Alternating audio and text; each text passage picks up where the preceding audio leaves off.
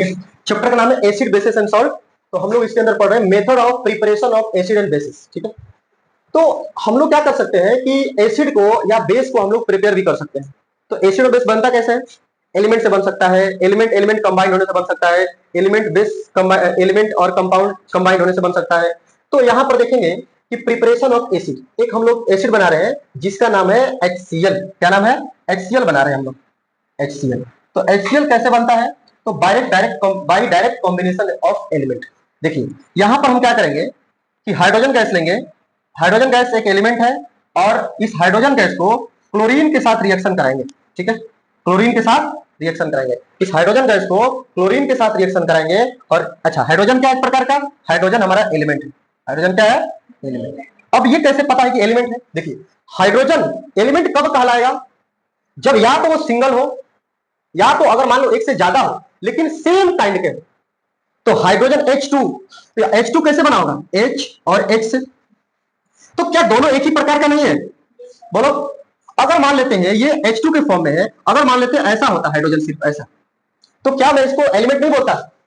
तो भी एलिमेंट ही बोलता। मतलब ये एलिमेंट, और ये तो अकेला ही है, क्लोरीन अकेला है, तो इसको भी एलिमेंट हम लोग बोल सकते हैं।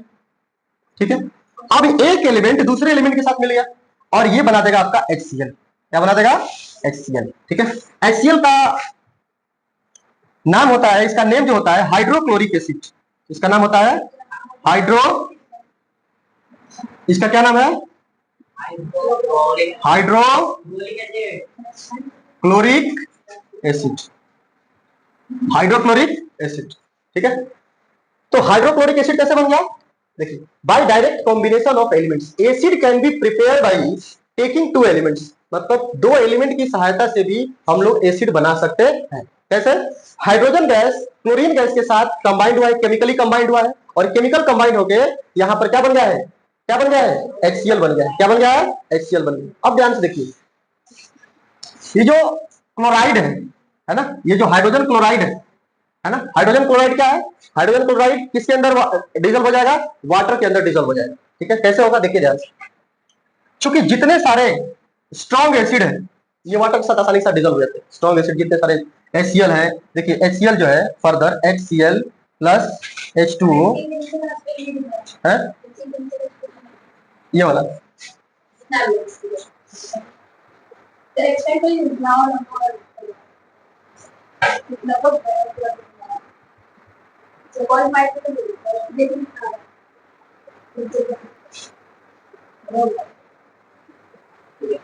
क्वालिटी खराब हो जाएगा।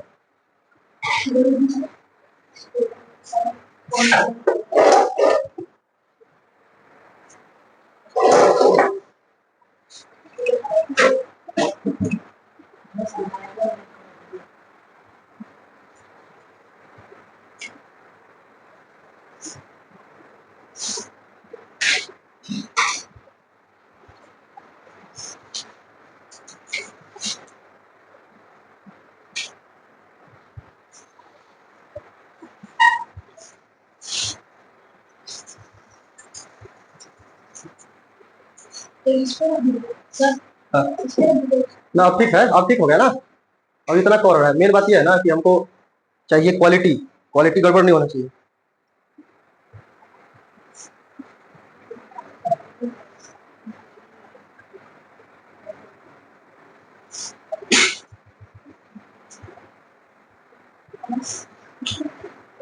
ठीक हो गया ना?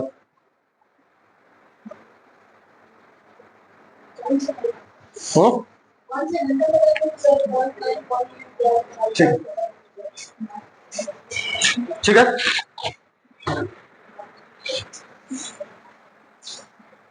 तो इस तरह से हमारा एसिड प्रिपेयर हो गया। कैसे एसिड प्रिपेयर होगा? देखिए ये एसिड जो HCl बना है, सुनिए ध्यान से, HCl जो बना है वो कैसे बना है?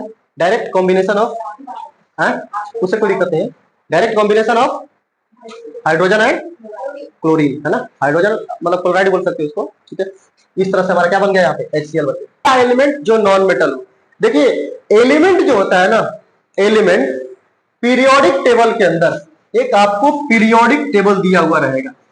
ठीक है, हाँ, पीरियोडिक टेबल। इस पीरियोडिक टेबल के अंदर टोटल 118 एलिमेंट प्रेजेंट है, ठीक है, 118 एलिमेंट प्रेजेंट है पूरे पीरियोडिक टेबल में, 118 एलिमेंट प्रेजेंट। अब 118 एलिमेंट में कुछ एलिमेंट जो होगा वो आपका होगा मेटल, कुछ एलिमेंट क्या होगा मेटल, कुछ एलिमेंट होगा नॉन मेटल, कुछ एलिमेंट क्या होगा नॉन मेटल, और कुछ जो होगा वो होगा मेटलॉइड, कुछ होगा मेटलॉइड, ठीक है। ये देखो तो आ रहा है जी। तो टोटल पीरियोडिक टेबल में टोटल 118 एलिमेंट प्रेजेंट है, ठीक है। और उस 118 एलिमेंट में कुछ एलिमेंट मेटल के होंगे, कुछ एलिमेंट नॉन मेटल के होंगे, और कुछ एलिमेंट मेटलॉइड के होंगे, ठीक है ना। अब ध्यान से देखिए कि जितने सारे नॉन मेटल है, जितने सारे नॉन मेटल है, तो नॉन मेटल जब ऑक्सीजन के साथ रिएक्शन करेगा तो नॉन मेटल ऑक्साइड देगा। क्या ऑक्साइड देगा? Non metal oxide. देखिए ये कार्बन, कार्बन क्या एक प्रकार का नॉन मेटल है, जब ये नॉन मेटल ऑक्सीजन के साथ रिएक्शन किया है तो नॉन मेटल ऑक्साइड दिया है, मतलब नॉन मेटल यहाँ पे क्या है कार्बन, तो क्या दिया है ये कार्बन डाइऑक्साइड। अब ये non metal sulphur, sulphur oxygen के साथ रिएक्शन किया है तो सल्फर डाइऑक्साइड, ठीक है। उसके बाद सल्फर डाइऑक्साइड ऑक्सीजन के साथ अभिक्रिया रिएक्शन किया है तो सल्फर ट्राइऑक्साइड बनाया, सल्फर डाइऑक्साइड ऑक्सीजन के साथ रिएक्शन किया है तो सल्फर ट्राइऑक्साइड बनाया। अब सुनिए ध्यान से, अब इसके जितने सारे ऑक्साइड है, हेलो, इसके जितने सारे ऑक्साइड है, ये ऑक्साइड जब वाटर के साथ रिएक्शन करेंगे तो उसके रिस्पेक्टिव एसिड देंगे। जैसे ये कार्बन डाइऑक्साइड वाटर के साथ रिएक्शन करेगा तो बनेगा कार्बोनिक ऑक्साइड। क्या बनेगा? Carbonic oxide. अब सल्फर डाइऑक्साइड वाटर के साथ रिएक्शन करेगा तो सल्फ्यूरस ऑक्साइड। ये क्या है? Sulphurous oxide. अब ये सल्फर ट्राइऑक्साइड, देखिए यहां पे सल्फर डाइऑक्साइड है, सल्फर डाइऑक्साइड वाटर के साथ रिएक्शन करेगा तो बनेगा सल्फ्यूरस ऑक्साइड। ये सल्फ्यूरस एसिड, सॉरी ऑक्साइड नहीं, सल्फ्यूरस एसिड है ये बेसिकली। क्या ये? Sulphurous acid. अब ये सल्फर ट्राइऑक्साइड जब वाटर के साथ रिएक्शन करेगा तो बनेगा sulphuric oxide, sorry sulphuric acid. तो यहां पर हमने देखा कि नॉन मेटल सबसे पहले ऑक्सीजन के साथ रिएक्शन किया और ऑक्सीजन करने के बाद नॉन मेटल ऑक्साइड दिया। अब इसके जितने सारे नॉन मेटल ऑक्साइड हैं एसिड के साथ वाटर के साथ फर्दर रिएक्शन करेंगे और कॉरेस्पॉन्डिंग एसिड देंगे, कॉरेस्पॉन्डिंग एसिड देंगे। जब ये कार्बन डाइऑक्साइड वाटर के साथ रिएक्शन किया है तो क्या बना है? Carbonic acid. क्या बना है? अब देखिए सल्फर डाइऑक्साइड वाटर के साथ रिएक्शन किया है तो बना है सल्फ्यूरस एसिड। क्या बना है? Sulphurous acid. और ये सल्फर डाइऑक्साइड वाटर के साथ रिएक्शन किया तो क्या बना है? सल्फ्यूरिक। हाँ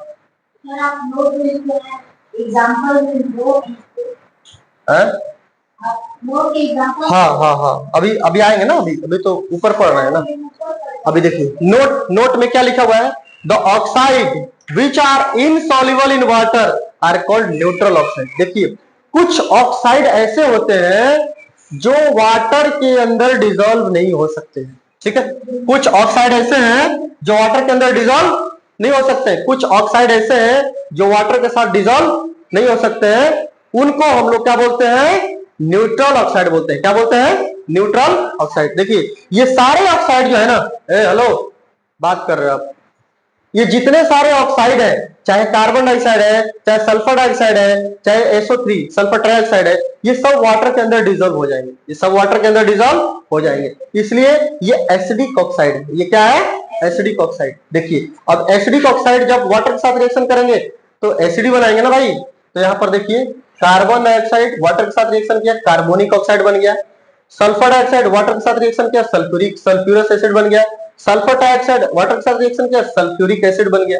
समझ गए ना। लेकिन कुछ ऐसे ऑक्साइड होते हैं जो वाटर के अंदर डिजोल्व नहीं हो सकते हैं, जैसे ये सब ऑक्साइड जो है ना वाटर के अंदर डिजोल्व हो जाएंगे, तो इसलिए ये न्यूट्रल ऑक्साइड नहीं कहलाते हैं। ऐसे ऑक्साइड जो वाटर के साथ रिएक्शन वाटर के अंदर डिजोल्व नहीं हो सकते, वाटर के अंदर नहीं मिल सकते। देखिए ध्यान से, जैसे मान लेते हैं कार्बन डाइऑक्साइड, आप लोग कोल्ड ड्रिंक पीते हैं ना, तो कोल्ड ड्रिंक पीते हैं तो उसके अंदर क्या प्रेजेंट रहता है, कौन सा गैस प्रेजेंट रहता है उस वाटर में, कार्बन डाइऑक्साइड प्रेजेंट रहता है। उसको बोलते हैं कार्बोनेटेड वाटर बना देता है उसको, उसको क्या बनाता है, कार्बोनेटेड वाटर। और वो कार्बोनेटेड वाटर जो आप लोग पीते हो और ऐसे मुंह बनाते हो बंदर की तरह, वो किसके कारण बनाते हो, इसी कार्बन डाइऑक्साइड के कारण। ये कार्बन डाइऑक्साइड प्रेशराइज दे करके उस लिक्विड के अंदर मिक्स किया हुआ रहता है, मतलब कार्बन डाइऑक्साइड मिक्स हो जाएगा, ठीक है। उसके बाद सल्फर डाइऑक्साइड, ये सल्फर डाइऑक्साइड जो है एटमोस्फेयर में, सुनो हेलो, ये सल्फर डाइऑक्साइड एटमोस्फेयर में प्रेजेंट रहता है, और जब पानी आता है, बारिश आता है, तो उस बारिश के साथ ये सल्फर डाइऑक्साइड इस बारिश के साथ, ये पानी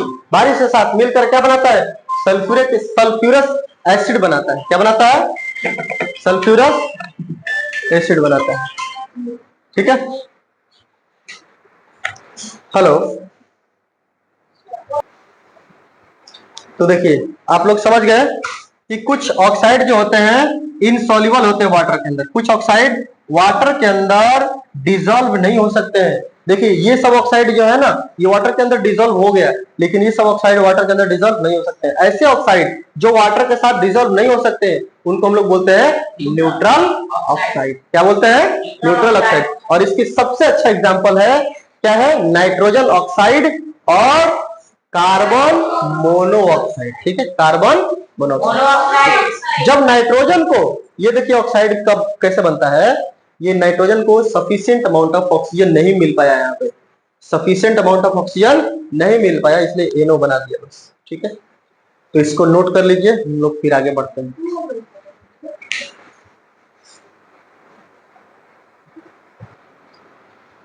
इसके अंदर हम लोग देखेंगे प्रिपरेशन ऑफ बेसिस। जैसे हम लोग पिछले कुछ टाइम से हम लोग पढ़ रहे थे प्रिपरेशन ऑफ एसिड, यहाँ पर एसिड पढ़ रहे थे और एसिड देख भी लिए कि एसिड कैसे बनता है। पहले तो देखे कि एलिमेंट जो एसिड होता है वो एक्चुअली ऑक्साइड से बनता है, और कैसा ऑक्साइड था, कैसा ऑक्साइड से एसिड बना था, जिस ऑक्साइड से एसिड बना था वो कैसा ऑक्साइड था, नॉन मेटल ऑक्साइड था। कैसा था, नॉन मेटल ऑक्साइड। अब देखिए ध्यान से, अब हम लोग प्रिपरेशन ऑफ बेस देखेंगे फ्रॉम मेटल। तो हम लोग देखेंगे मेटल से बेस को कैसे बना सकते हैं, क्या मेटल से बेस को बनाया जा सकता है। तो देखिए, metals on heating with oxygen, हम लोग क्या करेंगे इसके अंदर, मेटल को हीट करेंगे ऑक्सीजन के प्रेजेंस में। जब ऑक्सीजन के प्रेजेंस में मेटल को हीट करेंगे तो ये देगा हमको मेटल ऑक्साइड देगा। क्या देगा, मेटल ऑक्साइड देगा, ठीक है। अब देखिए, these metal oxides on dissolving in water, है ना, इस मेटल ऑक्साइड को हम लोग वाटर के अंदर डिजोल्व करेंगे।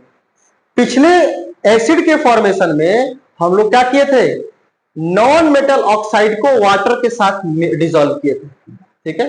पिछले सेक्शन में क्या किए थे हम लोग, पिछले कॉन्सेप्ट में क्या किए थे, जब एसिड बना रहे थे तो एसिड में क्या किए थे, नॉन मेटल को ऑक्सीजन के साथ रिएक्शन किए थे तो बन गया था नॉन मेटल ऑक्साइड, और वो नॉन मेटल ऑक्साइड को पानी के अंदर डिजोल्व किए थे तो क्या बना था, क्या बना था, एसिड बना था। क्या बना था, एसिड। अब यहां पे क्या करेंगे, सबसे पहले मेटल को ऑक्सीजन के साथ रिएक्शन करेंगे।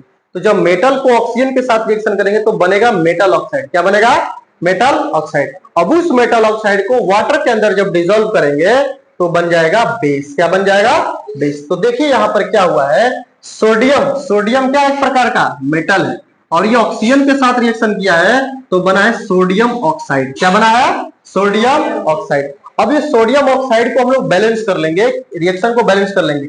मतलब जितना रिएक्टेंट, देखिए इसको बोलते हैं यहां से एरो की साइड टोटल ये रिएक्टेंट है और एरो की उस साइड ये सब प्रोडक्ट है। तो जितना सोडियम रिएक्टेंट में होना चाहिए उतना ही प्रोडक्ट में होना चाहिए। तो आपने देखा यहाँ पे कि प्रोडक्ट में सोडियम 2 है और यहाँ पे सोडियम 1 है, तो यहाँ पर 2 से मल्टीप्लाई कर दीजिए, ठीक है, 2 हो गया। उसके बाद O2 कितना है, 2 है, यहाँ पर O2 1 है, तो यहाँ पर भी 2 से मल्टीप्लाई करना पड़ेगा। यहाँ पे आप नहीं कर सकते हो, यहाँ पे मत करना, मल्टीप्लाई आपको करना होगा तो आप यहां कर सकते हो, ठीक है। अब सुनिए ध्यान से, जैसे ही आपने सोडियम ऑक्सीजन को बैलेंस करने के लिए 2 से मल्टीप्लाई किया तो यहाँ पर सोडियम बढ़ जाएगा, 2 2 जब 4 हो जाएगा। तो अब यहाँ पर 2 ही सोडियम है, तो अब इसको मिटा करके हम क्या कर देंगे, 4 कर देंगे। तो हमारा फाइनल इक्वेशन ये आ गया 4Na + O2 2Na2O, ठीक है ना। अब देखिए MgO2 के साथ रिएक्शन करेगा तो बनाएगा MgO। क्या बनाएगा, MgO। ऑक्सीजन कितना इधर, तो यहाँ पर ऑक्सीजन कितना है, 1, तो यहाँ पर 2 से मल्टीप्लाई कर देंगे, तो यहाँ पर 2 मैग्नीशियम में मल्टीप्लाई हो जाएगा। अब यहाँ पे 2 कर दीजिए मैग्नीशियम से। अब देखिए मैग्नीशियम एक मेटल है, मैग्नीशियम भी क्या है, एक प्रकार का। अब ये मैग्नीशियम ऑक्सीजन के साथ रिएक्शन करेगा तो बन जाएगा मेटल ऑक्साइड। क्या बन जाएगा, मेटल ऑक्साइड, ठीक है, कोई दिक्कत। तो ये जो मेटल ऑक्साइड होगा, ध्यान से देखिए, ये जो मेटल ऑक्साइड होगा अब इसको हम लोग वाटर के अंदर डिसॉल्व करेंगे। देखिए यहाँ पे ये सोडियम ऑक्साइड है, सोडियम ऑक्साइड है, इसको वाटर के अंदर डिसॉल्व किए तो क्या बन जाएगा, NaOH। और ये बन जाएगा आपका, इसका क्या नाम है, इसका नाम है सोडियम हाइड्रोक्साइड। क्या नाम है, सोडियम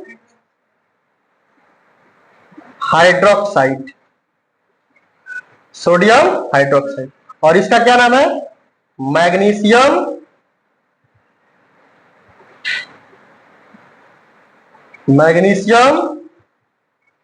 हाइड्रोक्साइड।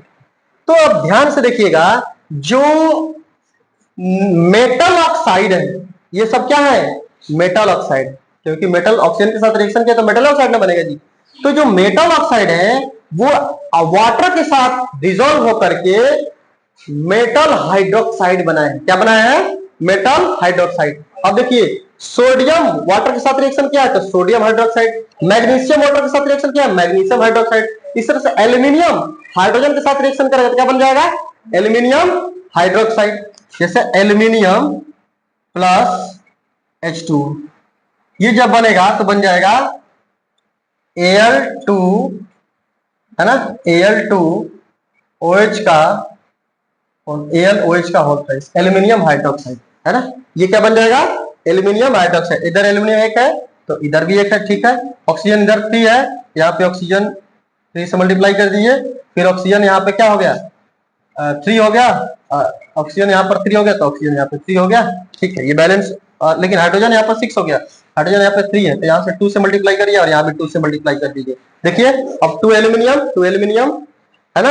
हाइड्रोजन कितना है, 6 हाइड्रोजन है, इधर भी 6 हाइड्रोजन है, ऑक्सीजन कितना है 3, और इधर भी ऑक्सीजन है 6 हो जाएगा ये, है ना। ऑक्सीजन इधर ऑक्सीजन हो जाएगा 3 2 3 जा 6 ऑक्सीजन यहाँ पे, ठीक है। और यहाँ पर 3 से मल्टीप्लाई कर दीजिए और यहाँ पर 3 से मल्टीप्लाई कर दीजिए, कितना आ रहा है, देखिए आ रहा है ये एल्यूमिनियम कितना है 3 3, ठीक है, 6 गुना के 12, नहीं आ रहा है, ठीक, छोड़ दो इसी रहने,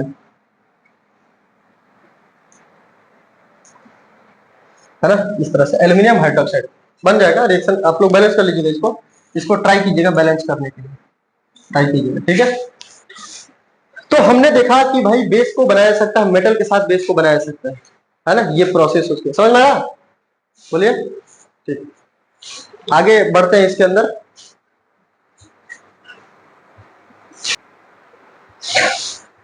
सबसे पहले हम लोग आपका क्वेश्चन लेंगे कि आप क्वेश्चन का पूछ रहे थे, उस समय हमको याद नहीं है, क्या क्वेश्चन पूछ रहे थे, हाँ मेटलॉइड क्या होता है, ठीक है। तो मेटलॉइड क्या होता है, हम लोग समझ गए कि मेटल जो होता है, मेटल का कुछ गुण होता है, प्रॉपर्टी होता है, वो मेटल के अंदर मतलब कुछ एलिमेंट के अंदर, मेटल के अंदर जितने सारे कैरेक्टरिस्टिक्स हैं वो पाए जाते हैं, इसलिए उनको मेटल कहते हैं। कुछ ऐसे हैं जो मेटल के अंदर बिल्कुल भी मतलब उस एलिमेंट के अंदर मेटल की तरह कैरेक्टरिस्टिक्स नहीं पाए जाते हैं, तो उनको हम लोग नॉन मेटल बोलते हैं। लेकिन कुछ ऐसे भी एलिमेंट हैं पीरियोडिक टेबल में जो कुछ उसके मेटल के भी प्रॉपर्टी पाए जाते हैं और कुछ नॉन मेटल के साथ प्रॉपर्टी पाए जाते हैं, मतलब मेटल और नॉन मेटल दोनों की प्रॉपर्टी पाए जाते हैं, उसको बोलता हूं मेटलॉइड। समझ में आई बात। अब सुनिए ध्यान से, मेटलॉइड जो है ना, मेटल के साथ भी बन करके रहना चाहता है और नॉन मेटल के साथ भी बन करके रहना चाहता है। नहीं, ये दोनों तरह का है, दो मुंहा सांप है ये, नहीं, कुछ होते हैं भाई, चलो मेटल है तो मेटल की तरह रहेंगे हम, है ना, मेटल की तरफ मेरा पूरा बिहेवियर रहेगा, नॉन मेटल की तरफ हम लोग नहीं जाएंगे। कुछ ऐसा है कि नहीं हम नॉन मेटल है भाई, हमारा ग्रुप ही अलग है। अभी मेटलॉइड जो कहता है ना भाई, तू मेरे साथ भी रख ले और तू भी अपने साथ रख ले, मतलब दोनों तरह खाता पीता है बढ़िया से, ठीक है। तो इसको हम लोग बोलते हैं मेटलॉइड, जिसके अंदर मेटल और नॉन मेटल दोनों की गुण पाए जाते हैं, ठीक है ना। अब देखिए हम लोग देखेंगे यहाँ पर बहुत ये जो प्रिपरेशन ऑफ स्लैग्ड लाइम है from quick lime, it's a very very important. ये आपको क्लास 10th में भी पढ़ना है, एसिड बेस एंड सॉल्ट, ठीक है। तो अब देखिए यहाँ पर preparation of slagged lime. Slagged lime समझते हो क्या होता है? स्लैग्ड लाइम का मतलब होता है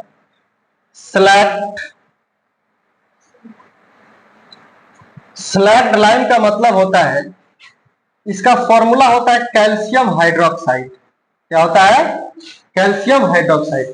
जब एक मान लेते हैं एक कंटेनर, ठीक है, अब इस कंटेनर के अंदर आपने चूना, समझते हो चूना?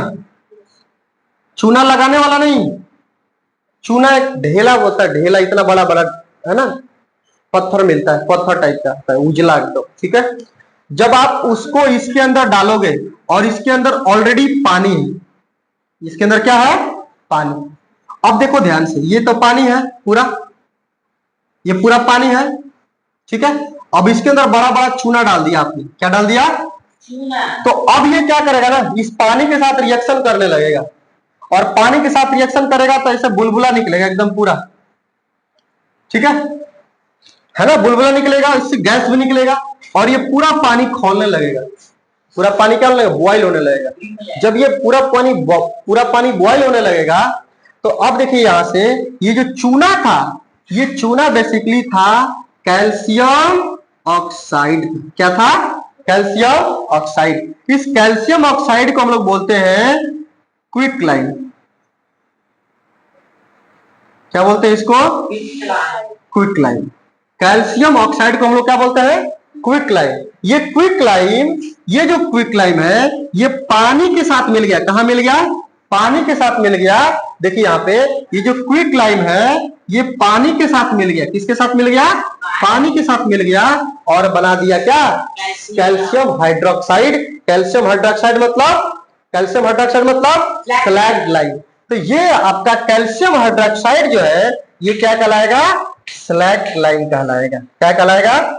स्लैग्ड लाइम, ठीक है। अब सुनिए ध्यान से, ये स्लैग्ड लाइम जब बन रहा होता है ना, तो पूरा पानी खोलने लगता है, पूरा पानी बॉयल होने लगता है, मतलब इससे बहुत ज्यादा हीट निकलती है। क्या होती है? हीट निकलती है। अब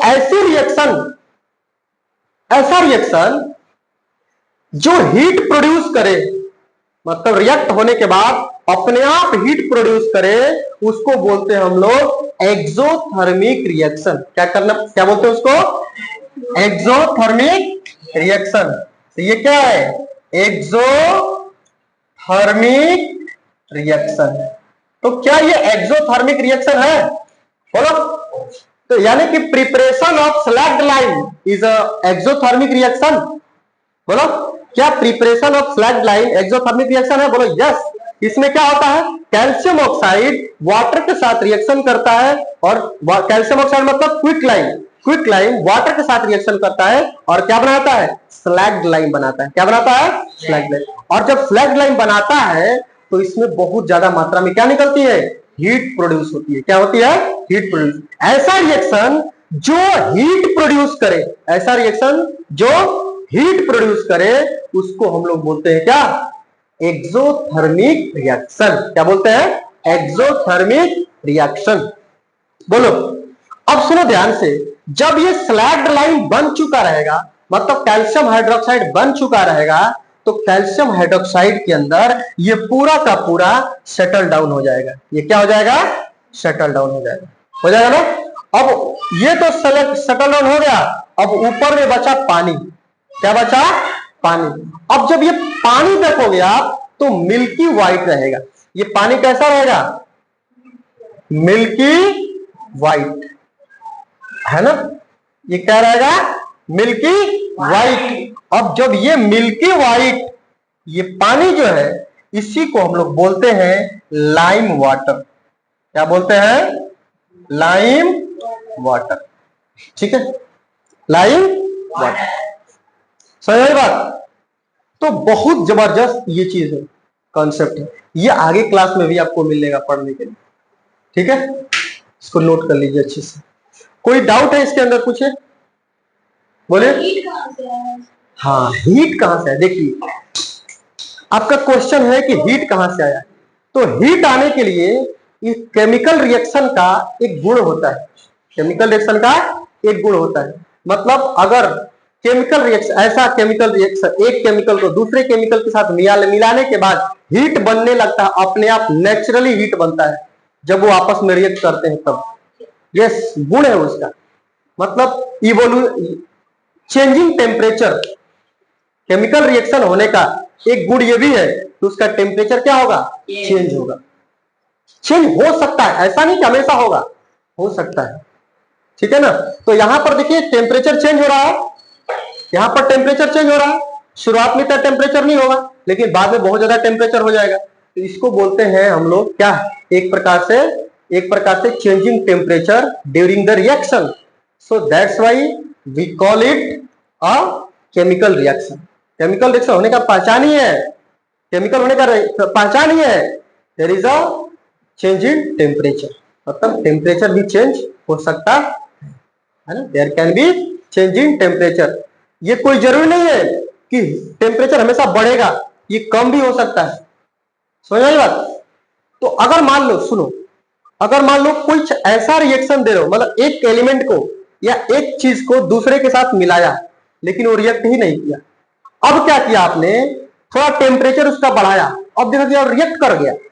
मतलब आपने बाहर से टेम्परेचर दिया, वैसे रिएक्ट नहीं कर रहा था वो, लेकिन जैसे ही आपने बाहर से टेम्परेचर दिया तो रिएक्ट करने लगा। वो रिएक्शन कहलाता है एंडोथर्मिक रिएक्शन। क्या कहलाता है? Endothermic reaction. ऐसा रिएक्शन जो बाहर से हम लोग हीट देते हैं, जिसके अंदर रिएक्शन होने के लिए हीट रिक्वायर्ड है, उसको बोलते हैं एंडोथर्मिक रिएक्शन। और ऐसा रिएक्शन जो केमिकल रिएक्शन होने के साथ साथ हीट अपने आप प्रोड्यूस करे, उसको बोलते हैं exothermic reaction. So preparation of slag lime is example of exothermic reaction. बोलो, कोई दिक्कत? चलिए अब नोट करिए।